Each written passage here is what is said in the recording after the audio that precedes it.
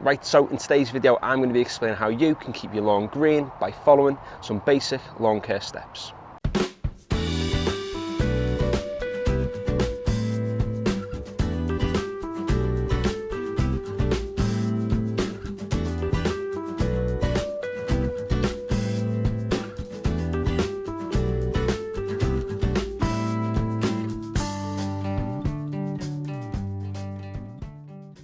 Now, everything I'm going to speak about in today's video is relatively straightforward, simple and cheap. There's a lot of videos out there that say, to get the perfect lawn, you've got to, put 1,000,001 products on there. You've got to spend an absolute fortune to get your lawn looking nice, but it is absolutely not the case. So what I'll do, I'll keep a running total as we go through to show all the products that I'm using and how much it actually costs to maintain a fairly healthy and green lawn.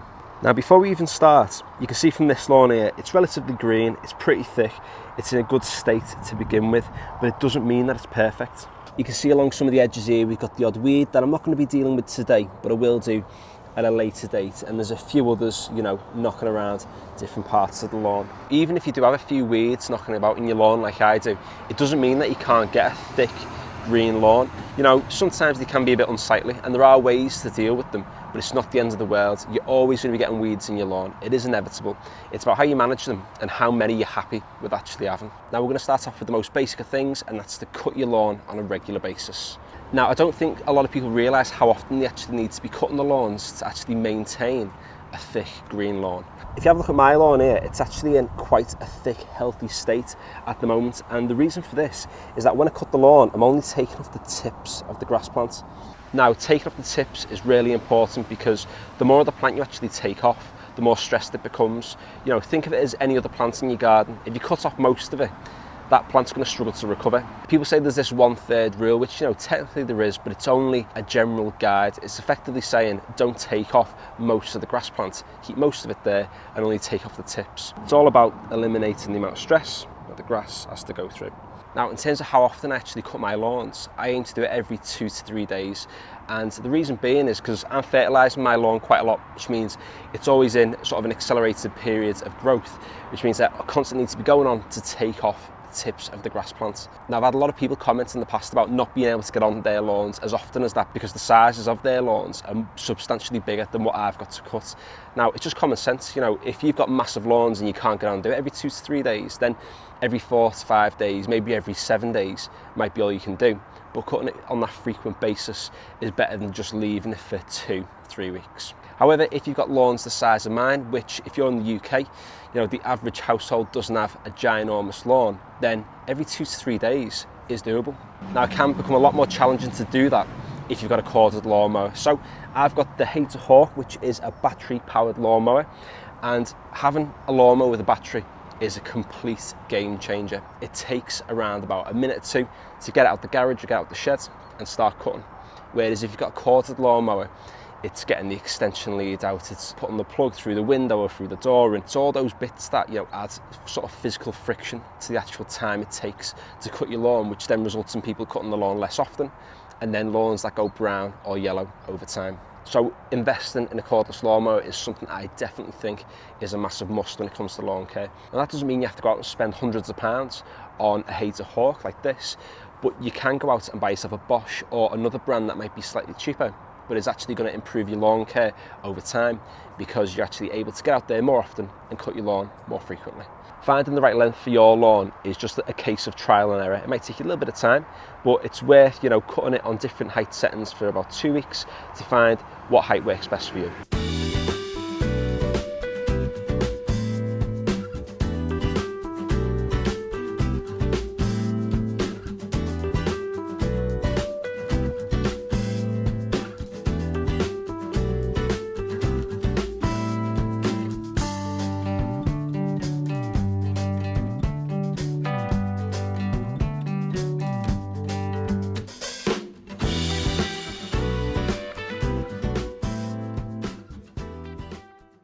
Now, if all you do is cut your lawn on a regular basis, your lawn is absolutely going to improve. But to take it to the next level, you really need to be getting on with a bit of fertilizer every 4 to 8 weeks. Now this is the A1 Lawns Spring Summer Fertilizer. It's the fertilizer that I've been using now for the past couple of years, and the reason that I'm sticking with it is because I know that it works and the results are incredible. Give it a week and a half and your lawn really starts to boom. Now the main thing that the fertilizer contains is nitrogen. It promotes that growth, and the more it grows, the more you need to cut it, and by cutting your lawn and fertilizing it on a regular basis, you're keeping it in that constant state of looking green, looking thick and looking healthy. Now a bag like this is going to set you back, I think, around about £32-33. I've got 4 lawns that I'm currently fertilising on a regular basis, and this bag usually lasts me around about 2 to 3 months. When you think of the actual lawn care season, we only really have a good maybe 6 months of the year where we're actually doing, you know, solid lawn care. So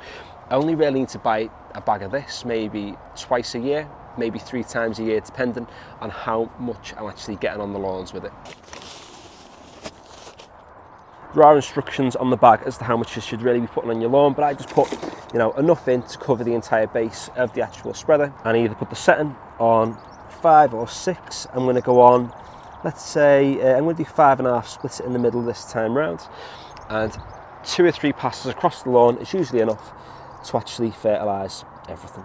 Now something to mention, lawn stripes do help to actually see where you've actually fertilised and where you haven't. You can always use them as a guide, but if you don't have the lawn stripes, you know, no one's going to die. You can just keep a close eye as to where you're passing with the spreader.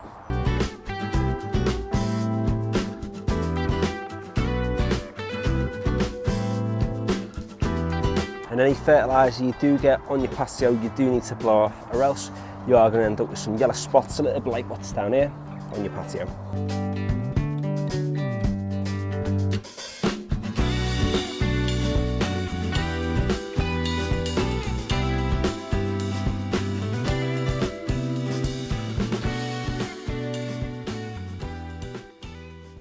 Sometimes get comments with people asking, you know, when's the best time to fertilise? Every 4 to 8 weeks. If you stick to that strict routine, then your grass is going to stay green all spring and all summer and through to, you know, the autumn as well. But there's another indicator you sort of look for when you sort of know that your lawn's in need of a bit of a feed. And that's often when you start to see a little bit of yellowing in the lawn. So if I just pull some of these blades out here, you can see that, you know, some of the grass blades have gone a little bit yellow. Especially down to the front here, you can see these yellow tips. Often this is a nitrogen deficiency, so it just means you need to get on, give your lawn a bit of a feed. You can actually see on this side as well. Obviously I only fertilise this part of the lawn. This bit is left because we're going to be doing something with this you know, at a future date. But you can see there's this sort of line here of really thick tall grass, and that's because a lot of the fertiliser that's gone into here is obviously soaked into the soil. The roots of these plants here have obviously taken in a lot of the nutrients, and you can just see the difference as to, you know, what it does to your grass if you don't fertilise compared to if you do. So we've talked about how often you should cut your lawn, we've talked about how to fertilise it, and then the last thing is to do with liquids. Now, you can put liquid fertilisers on your lawn.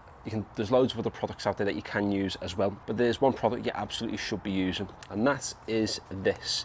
This is liquid seaweed. Seaweed doesn't green up your lawn.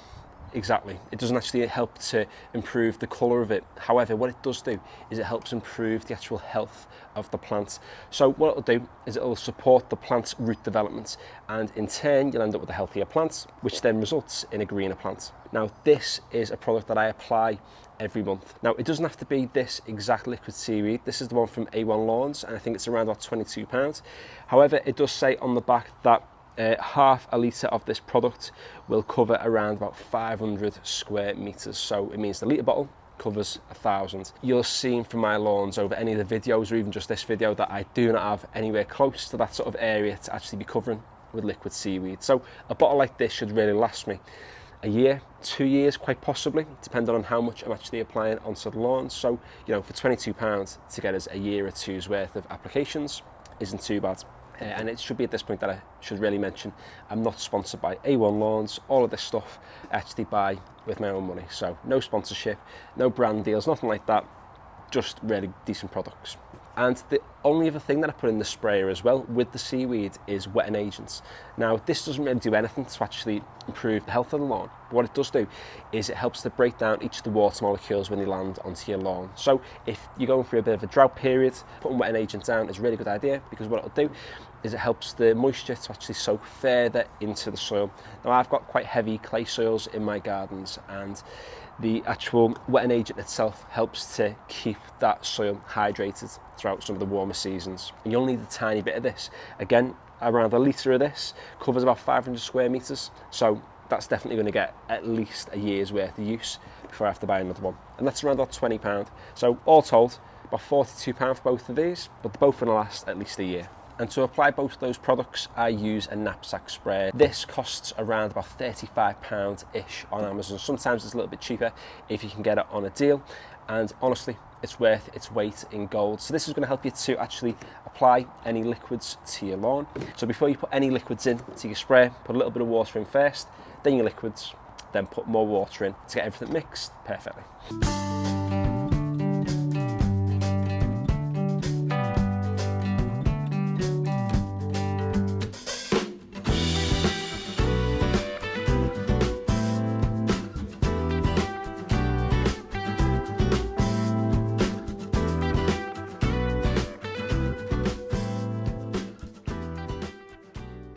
And there we go, that's everything I do to my lawns to keep them green all year round. So just as a bit of a recap, cutting your lawn on a regular basis is absolutely fundamental. I would almost say the most important thing to do is actually get yourself a cordless lawnmower. So it might set you back anywhere between £200 to £400, but it's definitely going to be worth it, because applying the products without actually cutting on a regular basis is, you know, almost a fool's task in a way. You're going to get absolutely nowhere, and you're not really going to see the benefits of the things that you're applying, and you end up then just wasting money. So get yourself a decent lawnmower.